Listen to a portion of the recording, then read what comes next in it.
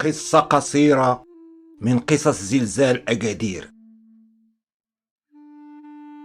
بداية الخمسينات، شاب من تارودان تقرب الفقر وقلت ما يدار، وقرر يقلب على خدمة في مدينة أخرى. خرج من دارهم ب100 ريال في جيبو، ومشى على رجليه كتر من 80 كيلومتر حتى وصل لأكادير. وفي أكادير خدم متعلم في حانوت. مول الحانوت عجبو هاد الشاب وطمأن ليه وفتح ليه دارو. ومع الأيام منين زاد الثقة زوجو بنته وسكنوا معاه.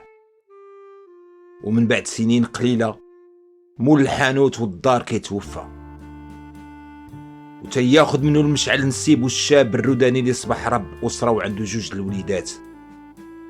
حمد الله وشكرو. وفي ليلة 29 فبراير 1960 الروداني مشى مع واحد صاحبو يتفرجوا في فيلم غودزيلا في سينما السلام. وقبل ما يسالي هذا الفيلم الزلزال تيدمر الثلث من أكادير.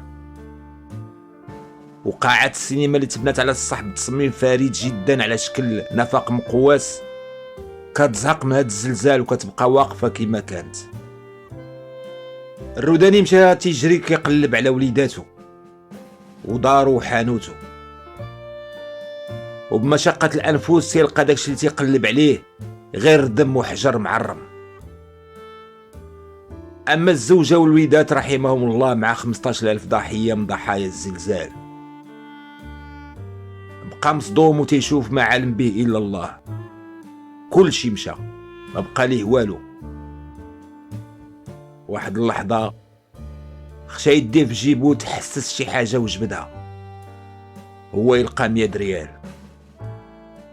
100 ريال اللي جابيها على رجليه من تارودان حتى الأكادير باش يخدم ويتزوج ويدير وليدات. 100 ريال اللي بدا بها هي اللي بقات في يديه. مرة يشوف فيها، ومرة يشوف الدمار ديال زلزال أكادير اللي داير بيه، ومرة يشوف ويقلب فين هي طريق تارودان.